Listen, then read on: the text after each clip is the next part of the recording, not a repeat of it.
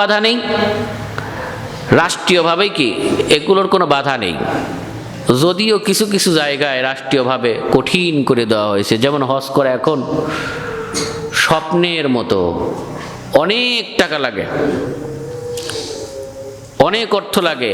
অন্যান্য দেশে হজের খরচ কমে, আর আমাদের দেশে হজের খরচ বাড়তেই থাকে। আবার অন্যান্য দেশে রমাদান মাস আসলে রমাদান মাসকে সামনে রেখে সব কিছুর মূল্য ছাড় দেওয়া হয় রমাদান উপলক্ষে। তরি তরকারি, বাজারঘাট যা কিছু আছে, রমাদান মাসের যা কিছু দরকার সব কিছুতে ছাড় দেওয়া হয়। কিন্তু আমাদের দেশে উল্টা নিয়ম। আমাদের দেশে আবার কি, রমাদান আসলে রমাদানের আগেই সব কিছুর দাম বাড়তেই থাকে। এবার আমাদের উল্টা নিয়ম। প্রিয় উপস্থিতি, সরকারিভাবে কিছু উল্টা নিয়ম থাকলেও আমাদের ইসলাম পালন করতে কোনো বাধা আছে? রাষ্ট্রীয়ভাবে কোনো বাধা আছে? নাই। কিন্তু দেখেন, রাষ্ট্রীয়ভাবে বাধা আছে। যদি আমরা ইসলাম পালন করতে গিয়ে মুসলমানের ঘরে জন্মগ্রহণ না করতাম, তাহলে আমাদের জন্য ইসলাম পালন করা খুবই কঠিন ছিল, এই পথে আসা খুবই কঠিন ছিল। আজ আমাদের কঠিন কেমন? আজ আমরা ঘর আছে, বাড়ি আছে, অর্থ আছে, সম্পদ আছে, আমার আপনার সব কিছু আছে, শারীরিক সুস্থতাও আল্লাহ তাআলা দিয়েছেন। বলেন সুবহানাল্লাহ। এটার শুকরিয়া আদায় করে কখনোই শেষ করা যাবে না যে আল্লাহ তাআলা আমাদেরকে কতটা সুস্থ রেখেছেন। সুস্থতা কত বড় নিয়ামত এটা সেই জানে যে এখনো হাসপাতালের বেডে শুয়ে কাতরাচ্ছে। ওই ব্যক্তিই জানে সুস্থতার মূল্য কত। এই যে সুস্থতা আল্লাহ তাআলা আমাদেরকে দিয়েছেন, সব কিছু আল্লাহ তাআলা দিয়েছেন, এমন কিছু নাই যে আল্লাহ তাআলা আমাদেরকে দেন নাই। এমন কি সর্বোপরি আমরা মুসলমানের ঘরেও জন্মগ্রহণ করেছি। এটা আমার আপনার জন্য খুবই আল্লাহ রাব্বুল আলামিনের বড় একটি নিয়ামত। আজ আমরা সব কিছু থাকা সত্ত্বেও, যেটা বলতেছিলাম, সব আছে, বাড়ি গাড়ি যা আছে সব, পৈতৃক সূত্রে আমরা অনেক সম্পদ পেয়েছি অনেকেই, কিন্তু আল্লাহর হুকুম মানতে নারাজ। আল্লাহর হুকুম আমরা মানতে চাই না, এরকম আছে না? 5 ওয়াক্ত নামাজ আল্লাহ তাআলা ফরজ করে দিয়েছেন। ঈমান আনার পরেই মানুষের, ঈমান আনার পরেই প্রথম কাজটা কি বলেন? নামাজ। ঈমান আনার পরে প্রথম কাজটা নামাজ। কোনো ব্যক্তি যদি এই মুহূর্তে ঈমান আনে, তাহলে জুমার নামাজ তার জন্য কি হয়ে যাবে? ফরজ হবে। আগের যত নামাজ চলে গেছে সমস্ত নামাজ আল্লাহ রাব্বুল আলামিন ক্ষমা করে দিবেন। বলেন সুবহানাল্লাহ। আর এই ওয়াক্তে ঈমান আনলো, জুমার নামাজ তার জন্য কি হয়ে যাবে? ফরজ হয়ে যাবে। আসরের সময় যে ঈমান আনবে, আসরের ওয়াক্ত থাকতে থাকতে তার আসরের নামাজ তার জন্য কি হয়ে যাবে? ফরজ হয়ে যাবে। আমাদের সব আছে, কিন্তু তারপরেও আমরা নামাজে আসি না। ইসলাম পালন করতে, ইসলামের হুকুম আহকাম বিধিবিধানগুলো আমরা পালন করতে অনীহা প্রকাশ করি। আমরা নামাজে আসি না, আমরা রমাদান মাসে রোজা রাখি না, আমরা সত্য কথা বলি না, আমরা পরের জমিতে আল ঠেলে খাই, পরের হক নষ্ট করি, সর্বদা মিথ্যা কথা বলি। এই কাজগুলো আমরা করে বেড়াই, মানুষকে আমরা কষ্ট দিই। আল্লাহ তাআলার প্রত্যেকটি বিধানকে আমরা পুঙ্খানুপুঙ্খভাবে পালন করি না। এইগুলো কি আমরা ঈমান আনার পরেও, মুসলমানের ঘরে জন্মগ্রহণ করার পরেও, ইসলাম পালন করতে আমাদের কোনো বাধা নেই, তারপরেও আমরা এই কাজগুলো করে থাকি। অথচ যারা নতুন ইসলাম গ্রহণ করে তাদের ক্ষেত্রে কত বড় পরীক্ষা। তাদের ঘর ছাড়তে হয়, বাড়ি ছাড়তে হয়, বউ বাচ্চা থাকলে সেটাও কখনো কখনো ছেড়ে দিতে হয়, পিতা মাতাকে ছেড়ে দিতে হয়, সর্বোপরি সব ছেড়ে এসে ইসলাম ধরতে হয়, ইসলামকে প্রকৃতপক্ষে তারা অনুসরণ করে। প্রিয় উপস্থিতি, আল্লাহ তাআলা আমাদেরকে নিয়ামত দিয়েছেন, অনুগ্রহ করেছেন। আমরা এজন্য এই জুমার নামাজ আসবার এবং বসবার মতো সুযোগ পেয়েছি। আমরা আবারও শুকরিয়া আদায় করি, সকলে বলে আলহামদুলিল্লাহ। যে কথা বলছিলাম, মানুষের ঈমান আনার পরেই প্রথম কাজ কি? নামাজ। ঈমান আনার পরে প্রথম কাজ নামাজ। নামাজের কথা কোরআনের মধ্যে অসংখ্য বলা হয়েছে। নামাজ, আবার নামাজ মানুষকে পাপাচার থেকে বিরত রাখে, একমাত্র নামাজ। আবার নামাজের কথা আল্লাহ রাব্বুল আলামিন কুরআন খুললেই, যখন পাতা খুলবেন, এই পাতা খোলার সাথে সাথেই আল্লাহ রাব্বুল আলামিন আপনি চোখ বোলানোর সাথে সাথেই দেখবেন নামাজের কথা বলছে। বলেন সুবহানাল্লাহ। সে নামাজকে কিন্তু আমরা ছেড়ে দিই, যার কারণে আমাদের নিজেদের মধ্যে কোনো বরকত নেই, আমাদের পরিবারের মধ্যে আমরা কোনো বরকত দেখতে পাই না, আমাদের রাষ্ট্রের মধ্যে আমরা কোনো বরকত খুঁজে পাই না, সব জায়গায় হাহাকার। কারণ কি? আমরা প্রকৃতপক্ষে নামাজকে বুঝে পড়ি না। আবার অনেকেই নামাজের প্রতি অনীহা প্রকাশ করি, অথচ আল্লাহ তাআলা প্রথমেই বলেন আলিফ লাম মিম যালিকাল কিতাবু লা রাইবা ফিহি হুদাল লিল মুত্তাকিন। কুরআন খুললেই আল্লাহ তাআলা বলেন আলিফ লাম মিম, এই কিতাব এমন একটি কিতাব যার মধ্যে সন্দেহের অবকাশ নেই। বলেন সুবহানাল্লাহ। সেই কিতাবটা কোনটা? এই যে আল কোরআন। এর মধ্যে কোনো সন্দেহ আছে? কোনো সন্দেহ নাই, কোনো মিথ্যা নাই, কোনো অপপ্রচার নাই। কোরআনের মধ্যে যা আছে সেটা সঠিক, নিঃসন্দেহে সেটা মেনে নিতে হবে। সাহাবে কেরাম রিদওয়ানুল্লাহি তাআলা আলাইহিম আজমাইন তারা কিন্তু এভাবেই মেনে নিয়েছেন। অনেক কিছু তারা বুঝতে পারে নাই, কিন্তু কোরআনে আসছে এটাই ঠিক। যেমন আমি এর আগেও একটি জুমায় বলেছিলাম, আমরা দেখেন কত কিছু পাইছি। আল্লাহ তাআলা কোরআনের মধ্যে বলেন অকুল্লা ইনসানিন আলজামনাহু তাইরাহু ফি উনুকিহি অনুখরিজ লাহু ইলা ইয়াউমিল কিয়ামাতি কিতাবান ইয়ালকাহু মানশুরা। আল্লাহ তাআলা বলেন প্রত্যেকটি মানুষের ঘাড়ের কাছে একটা করে ছোট ছোট চিপ রেখে দেওয়া হয়েছে। কি চিপ? এই ছোট্ট ছোট্ট চিপে মানুষ যা কিছু করে সব কিছু রেকর্ড হয়। আল্লাহ তাআলা বলেন অনুখরিজু লাহু ইলা ইয়াউমিল কিয়ামাতি কিতাবান ইয়ালকাহু মানশুরা। যখন কিয়ামত আসবে এই চিপটাকে বের করে দেওয়া হবে। এই চিপ সে প্রকাশ করে দিবে আপনার জীবনে আপনি কি করেছেন, কোথায় কি করেছেন, পুরো ডিটেইলস তার রেকর্ড থেকে সে বের করে দিবে। বলেন সুবহানাল্লাহ। এটা কিন্তু আমরা এখন বুঝতে পারতেছি, বিজ্ঞানের যুগ। এখন আমরা দেখেন মোবাইলে ছোট ছোট চিপ দেখি, ছোট্ট ছোট্ট চিপ। সেই ছোট ছোট চিপ দিয়ে আপনি কি করতেছেন সেটার ভিডিও তৈরি হয়ে যাচ্ছে মোবাইলে। আবার ওইটা আপনি যদি মনে করেন সংরক্ষণ করে রাখবেন, 10 বছর পরে, 2 বছর পরে, 3 বছর পরে আপনি দেখবেন, তাহলে ইচ্ছা করলেই কিন্তু আপনি দেখতে পাবেন। খুবই সহজ, এখন বোঝা একেবারে সহজ। প্রত্যেকের হাতে হাতে চিপ আছে, মোবাইল আছে। তাহলে যেই মানুষকে আল্লাহ তাআলা সৃষ্টি করলেন, জ্ঞান দিলেন, এই মাত্র নগণ্য এই মানুষ, এরা যদি এই চিপ দিয়ে ভিডিও রেকর্ড করে ধরে রাখতে পারে যে আল্লাহ তাআলা তাকে এই জ্ঞান দিলেন, সে আল্লাহ তাআলা কি ওই মানুষটার সারা জীবনের প্রত্যেকটা কর্মক্ষেত্রকে ভিডিও করে পরকালে প্রকাশ করতে পারে না? অবশ্যই পারে। এটা আমাদের জন্য বোঝা সহজ। কিন্তু সাহাবীদের সময় এই মোবাইল ছিল না, এই চিপের আবিষ্কার ছিল না, তখন এটা বোঝা খুবই কঠিন ছিল। তাদের মাথায় আসাটাও খুব কঠিন ছিল, কিন্তু তাদের ঈমানটা এত পাকা ছিল যে তারা এভাবে বিশ্বাস করেছে আল্লাহ তাআলা নাজিল করেছেন, কোরআনের মধ্যে এটা আছে, এটাই ঠিক। বলেন সুবহানাল্লাহ। তাদের ঈমানটা কেমন ছিল আমরা এখন বুঝতে পারতেছি। কিন্তু তারা এত কিছু বুঝতে পারে নাই, কিন্তু তারা কি নিঃসন্দেহে কোরআনে আসছে, আল্লাহ তাআলা নাজিল করছে, এটাই ঠিক। সুবহানাল্লাহ। তাদের ঈমানটা কেমন ছিল, কোরআনের প্রতি কোনো সন্দেহ ছিল না।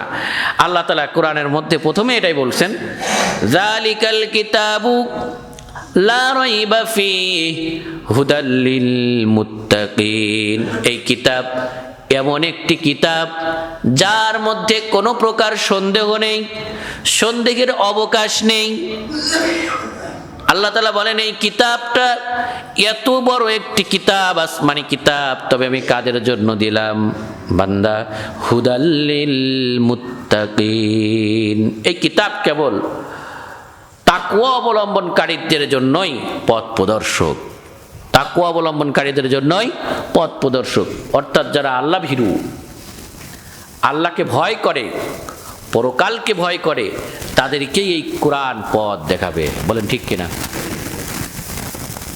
অন্যান্য অনেকেই তো কোরআন পড়ে, কোরআন রিসার্চ করেই বিজ্ঞান এত দূর এগিয়ে আসছে, কিন্তু কোরআন রিসার্চ করার পরেও অনেকের কিন্তু হেদায়েত জোটে নাই। জুটছে কারণ কি? তাদের মধ্যে তাকওয়া নাই।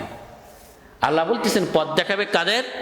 যাদের মধ্যে তাকওয়া আছে, আল্লাহ ভীতি আছে, তাদেরকে এই কোরআন পথ দেখাবে। এমন পথ, ইহদিনাস সিরাতাল মুস্তাকিম, একেবারে সরল পথ, সোজা পথ, যেই পথ দিয়ে চলা শুরু করলে একেবারে শেষ গন্তব্য কোথায়? জান্নাত। এই পথ দেখাবে কে? এই কোরআন। আল্লাহ তাআলা এই কোরআনের এর পরের আয়াতেই, চোখ বোলানোর পরেই আপনারা দেখতে পাবেন, আল্লাহ তাআলা বলেন, আল্লাযীনা ইউমিনুনা বিল গায়ব ওয়া ইউকিমুনাস সালাতা ওয়া মিম্মা রাযাকনাহুম ইউনফিকুন। আল্লাহ তাআলা বলেন মুত্তাকিন, পরহেজগার তারাই।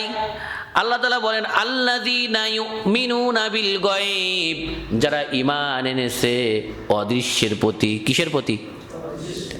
অদৃশ্য, গায়েব, যেটাকে দেখা যায় না। যেমন আল্লাহ তাআলাকে কি দেখা যায়? আপনারা কখনো কি জান্নাত দেখেছেন? জোরে বলবেন, জান্নাত দেখেছেন? জাহান্নাম দেখেছেন? দেখেন নাই, আমিও দেখি নাই। আল্লাহ তাআলাকে কি কেউ দেখতে পেয়েছে? পায় নাই। এমন কি নবীরাও আল্লাহ তাআলার দেখা পায় নাই। আল্লাহ তাআলা বলেন ওয়ালাম্মা জাআ মূসা লিমিকাতিনা ওয়া কাল্লামাহু রাব্বাহ ক্বালা রাব্বি আরিনি আনজুর ইলাইক ক্বালা লান তারানি ওয়ালাকিন ইনজুর ইলাল জাবাল। আল্লাহ তাআলা বলেন মূসা আলাইহিস সালাম আল্লাহ তাআলাকে বলল, হে আল্লাহ, আমি তোমাকে দেখব। কি করব?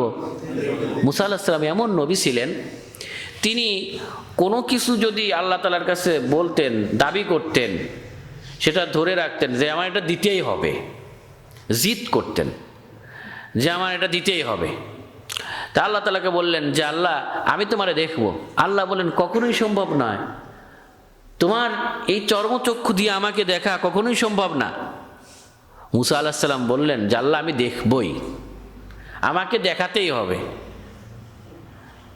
তখন আল্লাহ বললেন যে তুমি এই পাহাড়ের কাছে এসো, পাহাড়ের সামনে আসো। যখন আসলো, আল্লাহ তাআলা তার নূরের একটি তাজাল্লি দিয়ে দিলেন। মূসা আলাইহিস সালাম সঙ্গে সঙ্গে বেহুশ হয়ে গেলেন, পাহাড় পুড়ে ছারখার হয়ে গেল। প্রিয় উপস্থিতি, আল্লাহ তাআলাকে কেউ দেখতে পায় নাই, তবে বিশ্বাস করতে হবে। কি করতে হবে? আহম্মক তারা যারা বলে আমরা না দেখা জিনিসকে বিশ্বাস করি না, এই ব্যক্তিরা আসলেই আহম্মক। কারণ দেখা জিনিসের উপর বিশ্বাস করার কোনো দরকার আছে? আমি যদি আমার এই টুপিটা খুলে বলি আমার এই টুপিটা টুপি না, এটা একটা বই, আপনারা কেউ বিশ্বাস করবেন? আমি যদি 100 বার বলি এটা একটা বই, আপনারা বিশ্বাস করবেন? করবেন না। আমি যদি আমার এই জামাটা বলি এটা জামা না,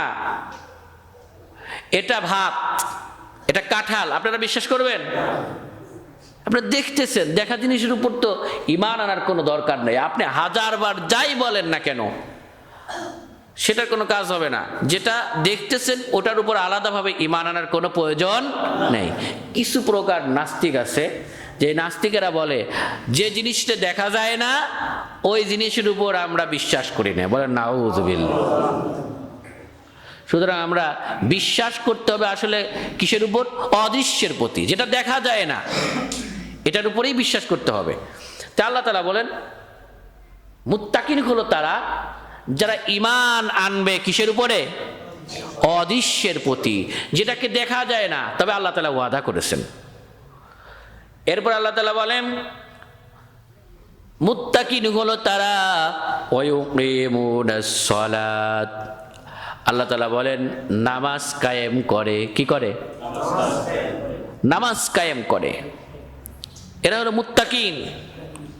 আপনি আপনার পরিবারে নামাজ কায়েম করবেন, আপনি আপনার ব্যক্তিগত জীবনে নামাজ কায়েম করবেন,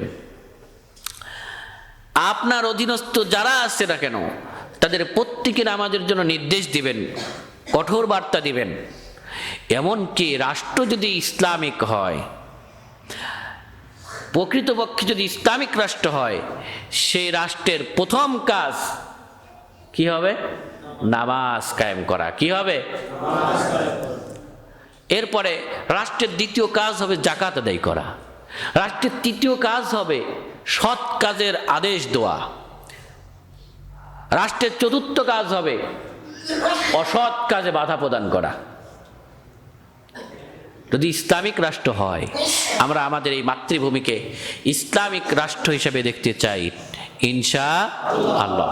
আল্লাহ তাআলা আমাদেরকে অবশ্যই আমাদের এই মাতৃভূমিতে ইসলাম কায়েম করবেন, আমরা সেই আশা রাখি।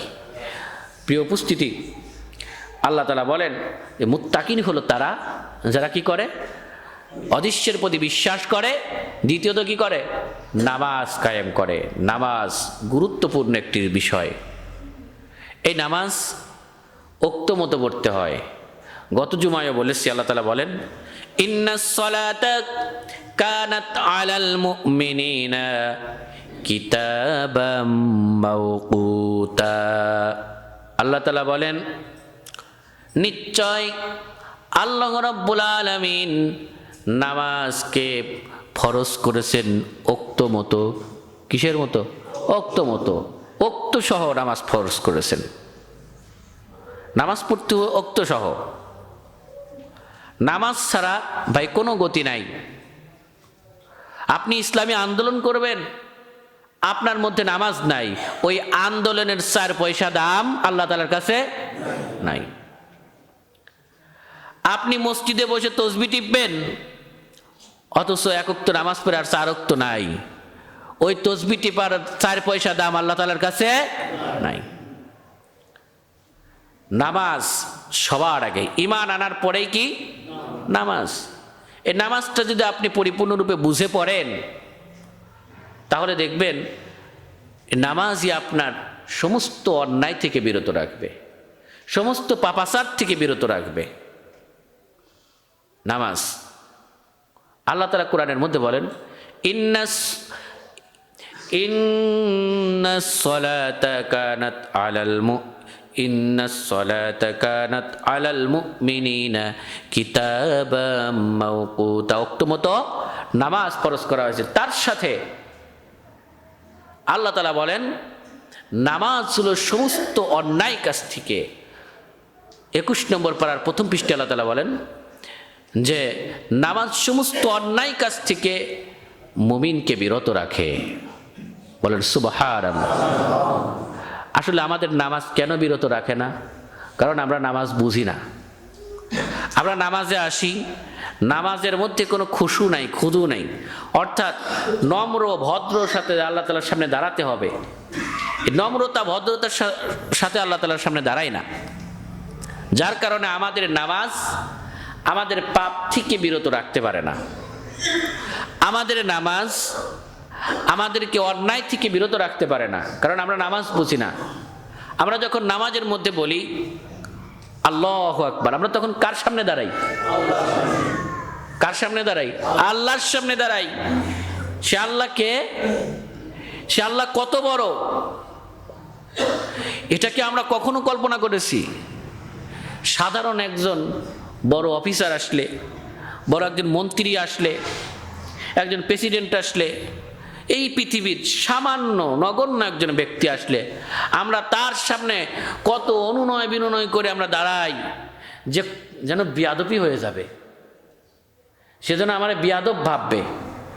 অথচ আপনি নামাজে দাঁড়ান, সে কার সামনে? এটা কখনো ভাবছেন সে কে? সে কত বড়, সে কত মহান? নামাজে যখন দাঁড়ান তখন বলেন আল্লাহু আকবার, আল্লাহ মহান, সবচেয়ে বড়। নামাজের মধ্যে যখন সূরাগুলো তেলাওয়াত করেন আপনি কখনো বুঝতে পারছেন আপনি কি বলছেন আল্লাহ তাআলার কাছে?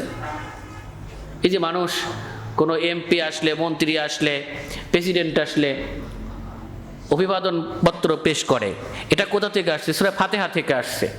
এই যে আমরা প্রথমে কি করি? সূরা ফাতিহার মধ্যে আল্লাহ তাআলার কাছে বলি আলহামদুলিল্লাহি রাব্বিল আলামিন, সমস্ত প্রশংসা তার জন্য, ওই আল্লাহর জন্য যিনি গোটা বিশ্ব জগতের প্রতিপালক। বলেন সুবহানাল্লাহ। আল্লাহ তাআলার প্রশংসা করি। এরপরে বলে আর রহমানির রহিম, যিনি মহাদয়াময় ও মহা করুণাময়, পরম করুণাময়। মালিকি ইয়াউমিদ্দিন, যিনি শেষ বিচার দিনের মালিক। কখনো কি কল্পনা করেছেন শেষ বিচার দিনের মালিক বলে আল্লাহ তাআলার কাছে বলি? আমি বারবার আল্লাহ তাআলার কাছে বলি, যিনি শেষ বিচার দিনের মালিক, তিনি শেষ বিচারের দিন কেমন হবেন, কেমন ভয়াবহ হবেন, এটা কি কখনো ভাবছি? আমরা ভাবতে পারি নাই। আমরা কোরআন বুঝি না, বুঝার চেষ্টাও করি না, কখনো কোরআন পড়তেও পারি না, তেলাওয়াতও করতে পারি না, এবং তেলাওয়াত করতে যে হবে, শিখতে যে হবে, তার প্রতিও আমরা গুরুত্ব দিই না। কোরআন বুঝি না, না বুঝে নামাজ পড়ি। এই জন্য এই নামাজ আমাদেরকে ফাহিশা কাজ থেকে, অন্যায় কাজ থেকে বিরত রাখতে পারে না। নামাজ যদি বুঝে বুঝে পড়তাম, অর্থগুলো যদি বুঝে বুঝে পড়তাম, আজ আমাদেরকে এই নামাজ অন্যায় কাজ থেকে, খারাপ কাজ থেকে আমাদেরকে বিরত রাখতো। প্রিয় উপস্থিতি, এই নামাজের হিসাব আল্লাহ রাব্বুল আলামিন পরকালে কিন্তু নেবেন, আলাদাভাবে নামাজের হিসাব নেবেন। এমন কি কিয়ামতের দিন, আমি আজকে যে আয়াত তেলাওয়াত করেছি, সেই আয়াতে আল্লাহ তাআলা সেই আয়াত দ্বারা নামাজের মাধ্যমে মুমিন এবং বেঈমান, ঈমানদার এবং বেঈমান, এই দুইটাকে পার্থক্য করে ফেলবেন নামাজের মাধ্যমে। শুধুমাত্র একটা রুকুতেই, একটা রুকু সেজদা, রুকু অথবা একটা সেজদা, এইটার মাধ্যম দিয়েই আল্লাহ রাব্বুল আলামিন নামাজি আর বেনামাজি ব্যক্তি, ঈমানদার আর বেঈমান, এদের মধ্যে আল্লাহ রাব্বুল আলামিন পার্থক্য করে ফেলবেন। আমি যে আয়াত তেলাওয়াত করেছি, এই আয়াতটি আল্লাহ তাআলা বলেন সূরা আল কলামের মধ্যে, আল্লাহ তাআলা বলেন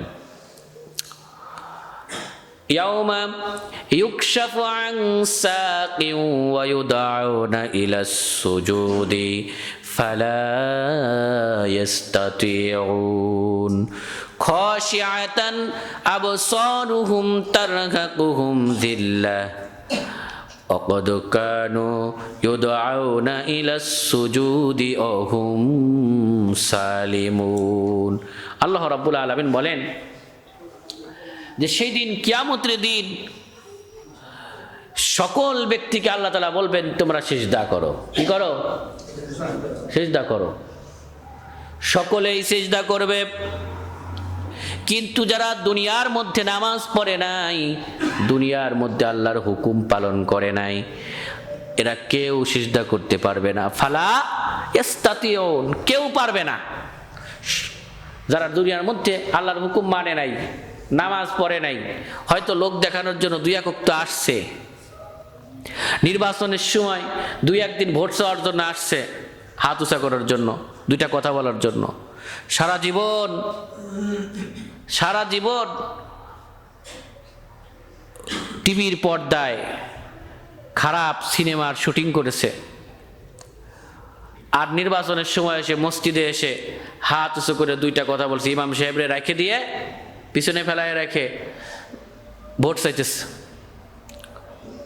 ক্ষণিকের জন্য, দুনিয়ার কিছু অর্থের জন্য, সম্পদের জন্য, ক্ষমতার জন্য নামাজ আদায় করেছে। এই নামাজের 4 পয়সা দাম আল্লাহ তাআলার কাছে নাই।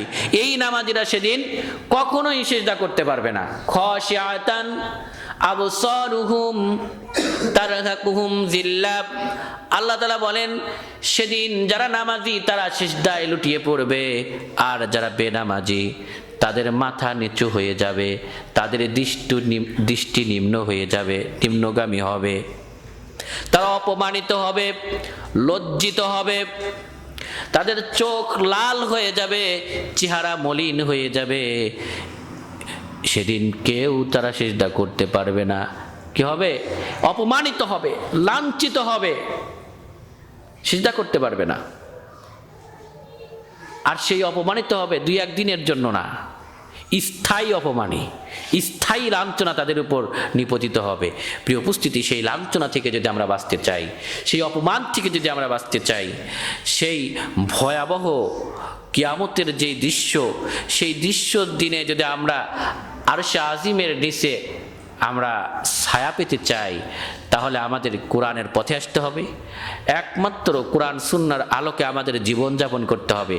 5 ওয়াক্ত নামাজ ঈমান আনার পরেই ঈমানের পরীক্ষা দিতে, ঈমানের স্বীকৃতি দিতে 5 ওয়াক্ত নামাজ জামাতের সাথে আদায় করতে হবে। কিসের সাথে? আমরা ইনশাআল্লাহ আদায় করবো তো? ইনশাআল্লাহ সকলেই চেষ্টা করব 5 ওয়াক্ত নামাজ জামাতের সাথে আদায় করার জন্য। সমস্ত অন্যায় অপকর্ম সমাজের মধ্যে যা কিছু আছে সব কিছু শেষ করে দিয়ে, দূর করে দিয়ে আমরা নামাজের দিকে, কোরআনের দিকে, আল্লাহর দিকে ফিরে আসার জন্য চেষ্টা করব ইনশাআল্লাহ। আল্লাহ রাব্বুল আলামিন আমাদের সকলকে তৌফিক দান করুন। সকলে বলেন আমিন। ওয়া আখিরু দাওয়ানা